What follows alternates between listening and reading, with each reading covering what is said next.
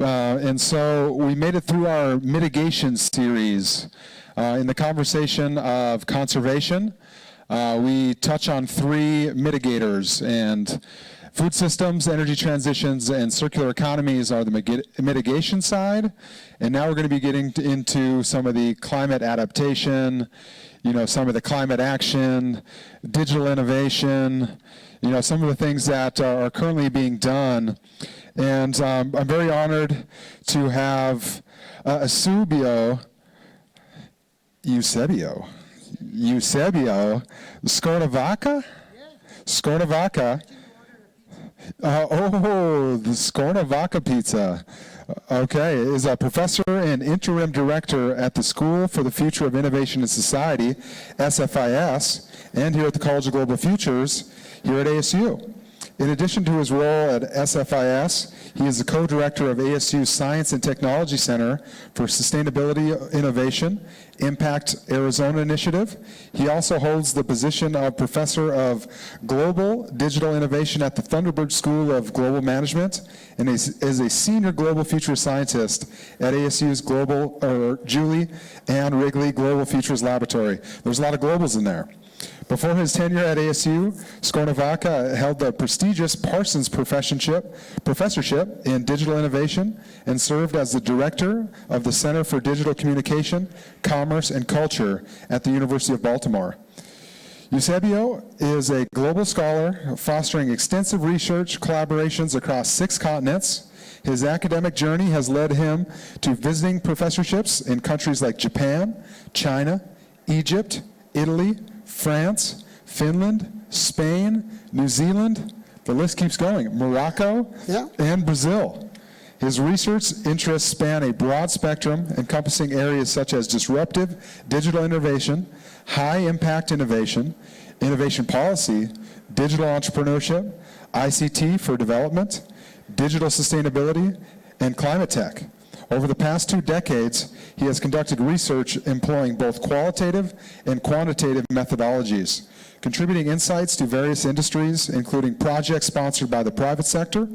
Furthermore, Skornavaca has considerable experience in developing multinational, cross-disciplinary learning initiatives.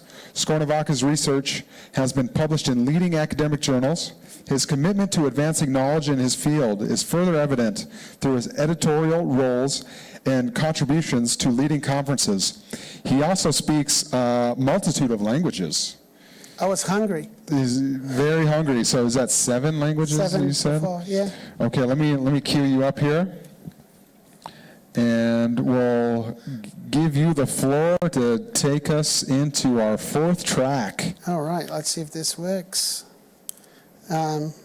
So thank you so much. It's a pleasure to be here and to be able to share. Okay, so we're good. So thank you for the introduction. I promised that I thought it would be edited to something short. As you know, my work is basically on digital innovation, right? And for many years, I worked on areas like mobile technologies and development of ecosystems. And at one point, I saw the light and I said, how can I use technology to do well, but to do good at the same time? So one of the things I will talk about is actually how we can bring digital innovation to climate action. To be able to do this, we have to start thinking how we change the mindset from output to outcome, right? When and I was trained as an engineer and then later as a business. Most of my career was actually in business schools. And I figured out that one thing was interesting is that we're always trained about performance gains. How can we make things cheaper, faster, better, right? And all about efficiency, all about improving performance. But hardly ever we think about the relationship of how this gain to performance, how innovation can actually drive social and environmental outcomes. What is the relation of that innovation that is actually pushing better performance, and how does it actually affect society, humanity, and the planet? So why is it important for us to go beyond performance gains? Well, if we want to really to be able to globally co-design a more equitable and sustainable future, we have to think about the role of innovation, how it can actually provide positive socioeconomic and environmental outcomes? How can we minimize the unintended outcomes of innovation and maximize the good stuff, right? So when you think about, one thing is important is that we need to kind of stop for a second and think about what is this social-technical ecosystem. And my apologies for natural scientists, yes, we in technology, we kidnap the word ecosystem, right? So, and I know it may sound, hurt your ears, but sorry, we use that word. So the first thing you have to think about is this emergency of the digital ecosystem. What you have here is a number of different technologies that, the internet, wireless, communications, miniaturizations, convergency, cost effectiveness, that actually, slowly starting to creep and to converge. For those that are old enough to remember, if you think about, and I'll say, Ryan, can you help me here? Do you remember Radio Shack back in the 90s? Right? Everything they could buy here is actually here. Your camcorder is here, your VCR is here, your Walkman is here, your TV is here, your fax machine is here, your Commodore 64 computer is here, right? So think about the number of technologies, and your, of course, AT&T brick is also here. Right? So one thing is interesting to think about is the number of different technologies that actually converged and actually became more and more ubiquitous. So to think about this, we actually start to think about space, time, and interaction. If you think back in the day, right, if I wanted to do anything on a computer, I have to be at my desk.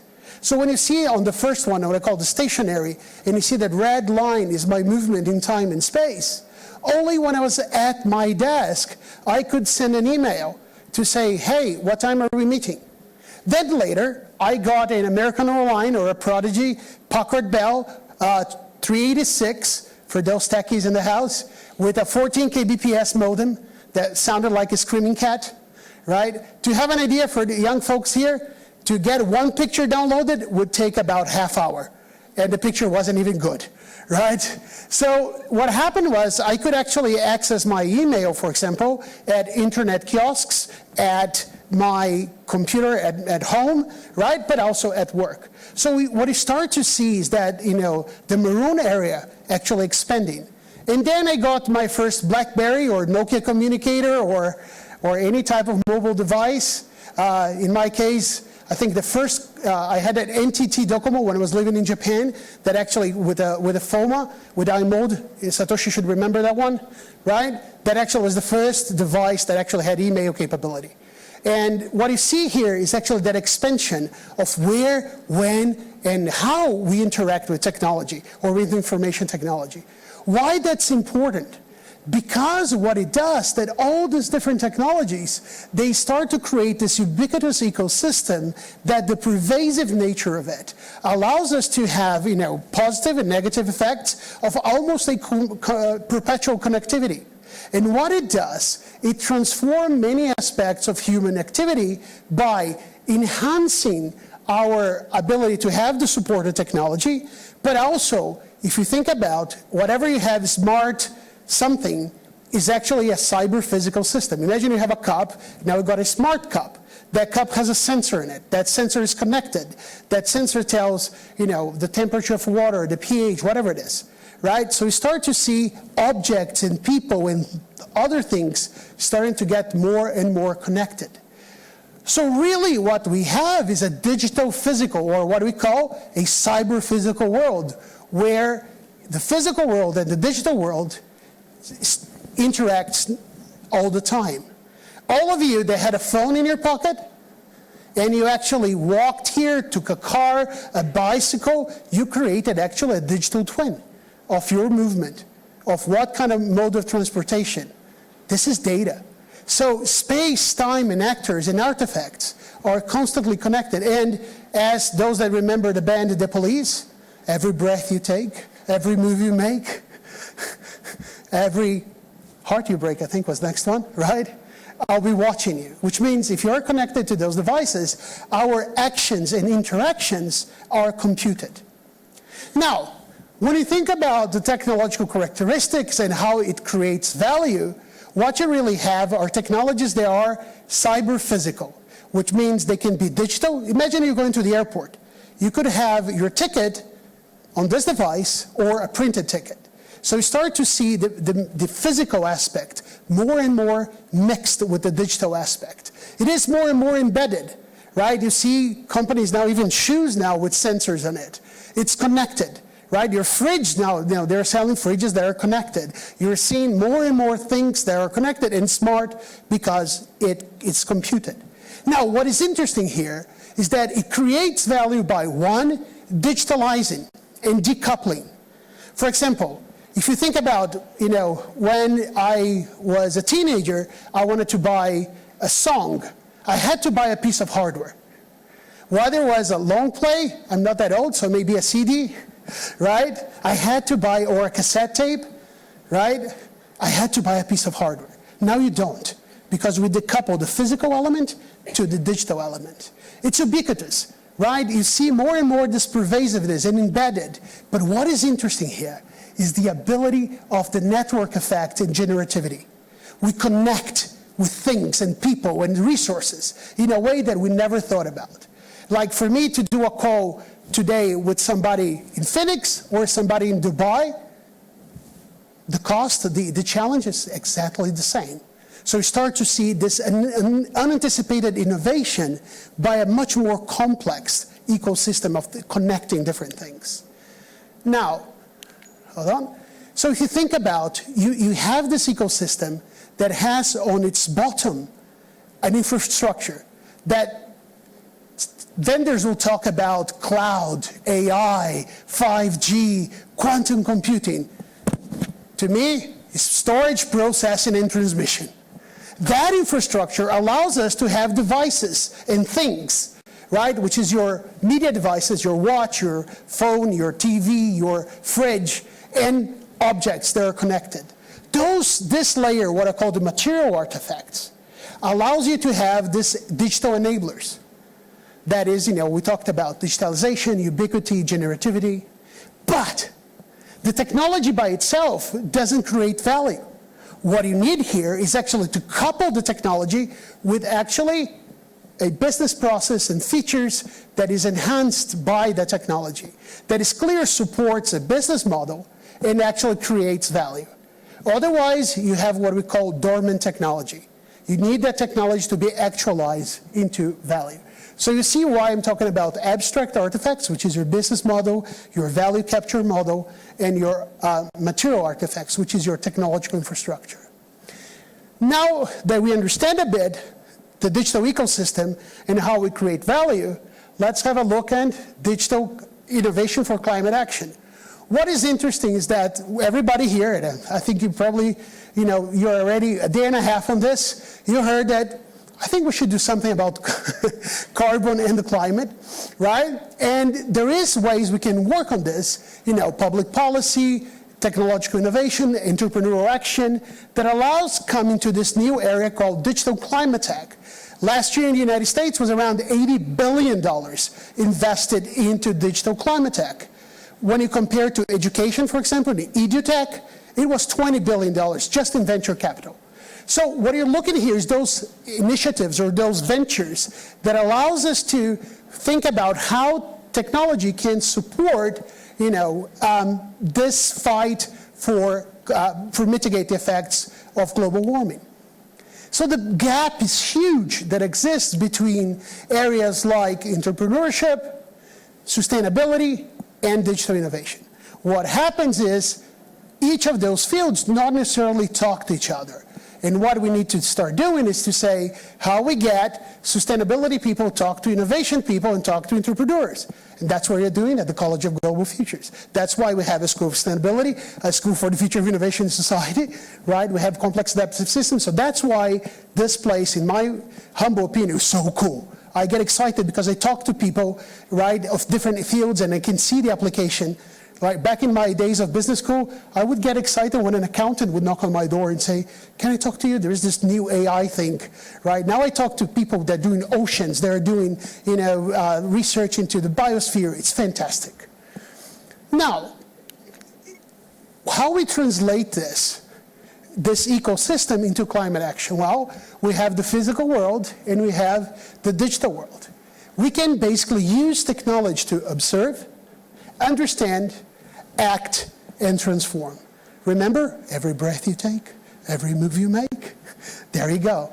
So what are we looking here? There are key problems that we need to think about that information technology or digital innovations can actually address. Things of knowing, evaluating, communicating, coordinating, creating trust, access, reach. And all those key problems, you can really boil them down. We can filter them to actually understanding and engaging. This understanding and engagement needs to result in essential outcomes. Either we're going to cut emissions or we need to drive to negative emissions. So what are you seeing here? Remember how we started talking to go beyond performance? So that's what we're doing. When you think about the digital venture, is the one seeking performance, where the abstract material, the technology bit, the material artifact, which is the technology bit, and the abstract artifact, which is the business, the process, the value capture, combine those two. But this exists into a social technical ecosystem or a social technical world where there is regulation, there is infrastructure, there is societal values. And you cannot put these two things in isolation. And this society and the venture exists inside a planet and a natural ecosystem. So we start to look at the relationship of those things. Now, put it all together, right? Look at this. We started with the voids. What do we need to do? Do we need to understand? Do we need to engage? Do we need to do both? That informed the creation of the opportunity. Okay, what technologies do we need to develop? What sort of processes and capture and business models we need to do? These two things together, the interplay of those two, creates or enables a value proposition. And that value proposition facilitates the actual outcomes. Looks very abstract. So let's look more specifically into a couple case studies here. One is Dynahex, which is a company that basically monitors and look at energy consumption. So this is more on the B2B market, right? That you're looking at government, you're looking at universities, you're looking at large-scale organizations that they're looking how can you drive decisions in terms of better optimize their financial returns into energy. This is the important thing here, guys. We need to start thinking not a green premium, but green discount. The moment that I'm talking to a company and there is a CFO in the room, a chief financial officer, if I talk about green premium, I see the phone getting out of the pocket. The moment that I say green discount, guess what happens, right? I get their attention. So we need to start thinking of that. How do we advance innovation that we move from green premium to green discount? So what they do there, they start with a number of technologies using AI that actually, how companies actually, they want to understand how can I do this? What is my consumption? What is my footprint?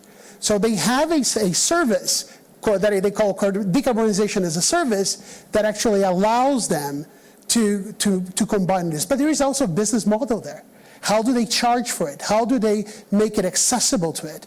Right? That actually comes to the company and say, okay, to the client and say, here is your energy, here is things you can do that actually can lower your energy costs and then, be close to be certified as neutral. Now, another company that works more, again, on the B2B is Carbon Click. This one is in New Zealand. What they do is very interesting. You go there, especially they target more SMEs and even individual customers. So you want to be carbon neutral. What they do, they create an estimation. So you say, hey, I'm in an IT shop with 50 people. They say, okay, IT shop, 50 people. So what they do from there, they create an estimation that says, okay, your business produces about 102 tons a year. We'll talk a little bit about these estimations, which a lot of people call measurements, and that's a big issue. But then they offer different packages that you can either offset 75%, 100%, 125. So what they are doing is those packages, they are actually doing the two things we talked about, understanding and engaging. Understanding is estimating what's basically your the amount of CO2 that you're producing, and engaging there, connecting you to actually different businesses that are providing offsetting services. Now, you choose, for example, once you choose what you want to do, you can actually choose different projects. In this case, is a reforestation in New Zealand. And funny enough, what do you think sells more? A nice picture of this green New Zealand with forest, right? Or actually showing a piece of concrete with carbon injected there. Even though the piece of concrete is way more, if you think about the ability, forests catch fire, right? There is different elements of the resilience of that. But it's very interesting that there's also a very strong consumer element of how people identify as green action. Now, going again, you get exactly the same thing. Organizations trying to identify their emission sources, they're trying to action on that. They offer the platform that creates the estimation based on the type of business that you do. They have a business value capturing model there that allows them to offset the emissions and then show that you do. But there is a little catch here. All this looks fantastic, and that's the catch. We need to start thinking about how we create trust and we compare apples with apples. The two important things here are the level of insight, how much you are actually creating reliable, consistent measurements versus guesstimates. And how much of actionability do you have? So how much you can translate that insight into action. Now, if you have a lot of insight, I have the best model in the world, but no one is actually engaging into that, what happens? You basically have strained knowledge. So basically, nothing happens, right? I know a lot, but it doesn't turn into action. Now, the most dangerous one is actually number 3. Is the moment that you start to do a race for the bottom. I go to company A, go to George there. Hey, George, can you estimate my footprint? And you say 70 tons. All right. Ryan says 100. How much is to offset? You say, $50,000. Ryan comes here and says, well, it's $80,000. What do you give me? I'll give you a digital badge that you're carbon neutral. How about you? I'll give you a digital badge that you're carbon neutral. Yeah, let's do it, right? So what you've seen here is the issue, unless, this is right now the Wild West in my opinion, unless we start to have more reliable, right, trust and standards and actually being able to compare, what you may do is actually be there, what I call the greenwashing zone, right? Because people will be happy to display, the badge that they got, but actually how effective it is questionable. So we need to look very seriously as an industry around climate tech in a way that actually creates trust that the shareholder or the consumer, or when you look at regulation, very different US mechanism versus the European mechanism, in terms of how regulation plays a role and who regulates and so forth, you start to see that a race for the bottom. So to wrap up, and I'm actually proud of my timing, it's really important that we understand the opportunity that exists in front of us to really leverage this pervasive digital ecosystem that we have in front of us. But we need to start shifting our view from what I call myopic short-term performance gains and really seeing how can we use this to redefine our idea of value, especially for humanity and the planet. So it's not that one is in the cost of the other, but how can we do well and do good at the same time? And rather than radically embracing or rejecting or opposing, we need to really think of novel, holistic approaches that really maximize the contributions of digital innovations and other types of innovations to economic, social, and environmental outcomes.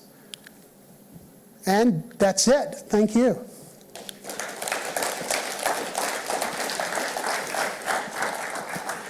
Do you want a question? You're the boss. Well, yeah, let's open it up. Are there any questions? No, that was a big topic. Exciting that we're going to get into the panel here, but Here's a question back here.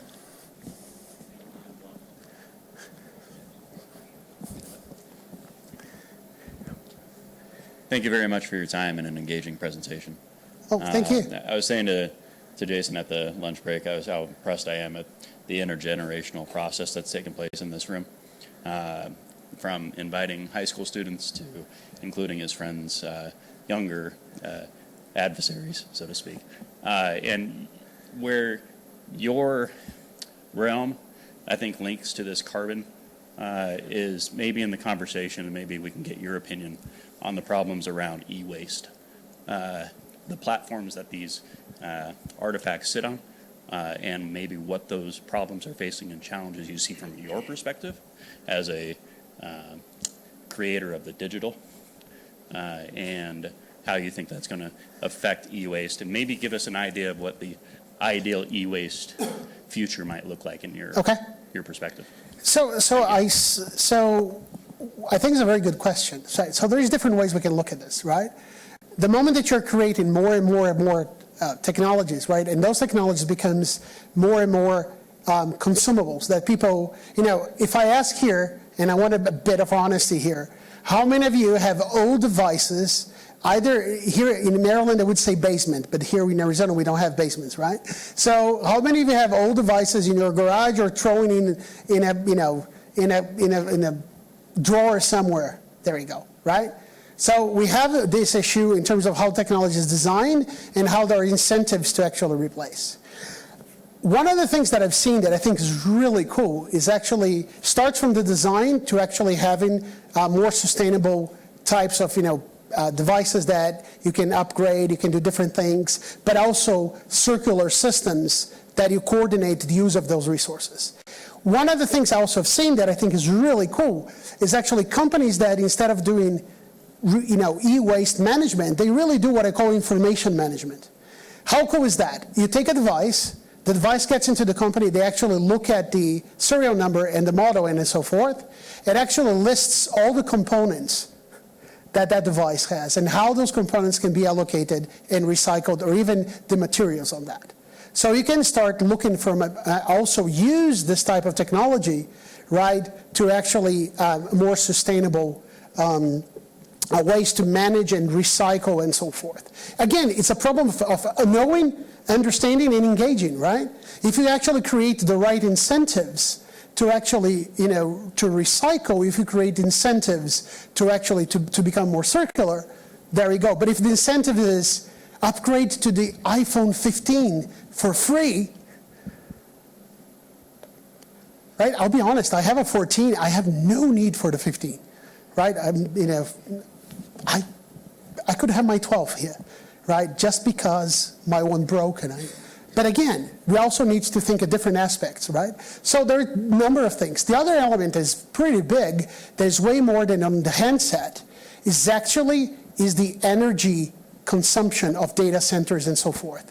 That needs to be really thought about how the energy is actually produced, consumed. You can also create as virtual power plants into some of those types. So there is a number of things that needs to be also thought of in terms of the ecosystem. But a big part of my argument is not necessarily increasing the ecosystem, which is going to happen anyways, right? But it's actually thinking of this ecosystem, how it can be further developed in a way more sustainable. And again, it's using the current capabilities that's already there, right? About 20 years ago, I did a system in my classes back in New Zealand that was called Text to Learn. The idea was using Nokia phones to interact with 600 students at the same time. And my assumption was very simple. I had about 1.3 phones per student in the class. So better use that ecosystem to create an interactive system. So exactly the same idea. I had another question that's related. First of all, thank you for presenting. My pleasure. It's a super timely and interesting topic, one that I think needs to be discussed even more. So we talked about the tangible physical waste from e-waste, right? Yeah. And that sparked another question of mine about data and data storage. And especially here in the Valley, there's a lot of expansion of the technology, infrastructure, and data storage, which, as you probably know, is uses a lot of resources like water and energy, which can be scarce in an arid region. So I'm wondering how we can sustain that economic development that's happening from the technology industry while also sustaining vital resources.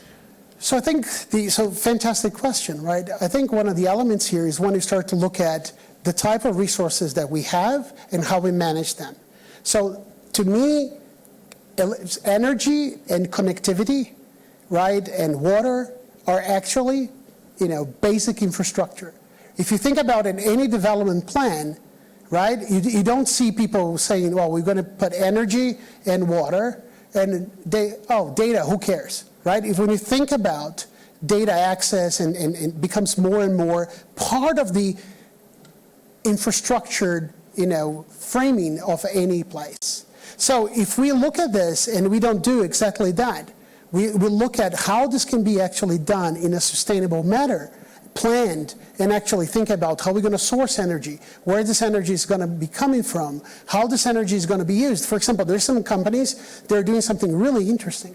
They actually, because they buy so much energy and there is actually some energy that is not consumed, they pass that to local communities, especially to schools and other things like that. Right, Iron Mountain, for example, is a company that does some things like that, and we're engaged with them on this. So there is different ways of thinking, but again, you need to think as an ecosystem, right? The moment, so I think your point is an important conversation, and I think it is for two things. One, you cannot have this conversation into silence. The moment that you have the energy people, the energy justice people, then the technology people, then the business people, everyone talking on their own echo chamber, guess what? We don't really get an answer here. So I think the answer starts by getting different stakeholders at the table and actually thinking how we maximize the benefits of this technological ecosystem and we minimize the unintended outcomes, right, or minimize the negative effects. And that's the trade-off that exists, right? You cannot say that there's only good things or bad things, right? Every type of innovation brings a number of benefits, but at the same time brings a bunch of negative outcomes. So thinking through and thinking responsibly, right?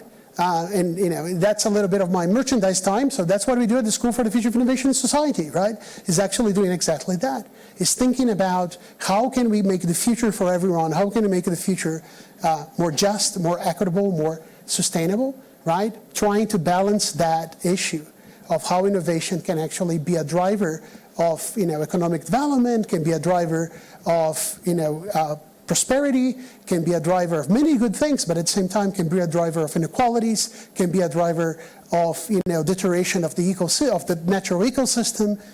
You need to balance those things, going beyond performance and thinking about outcomes. Okay, thank you. Let's give a round of applause. Thank you.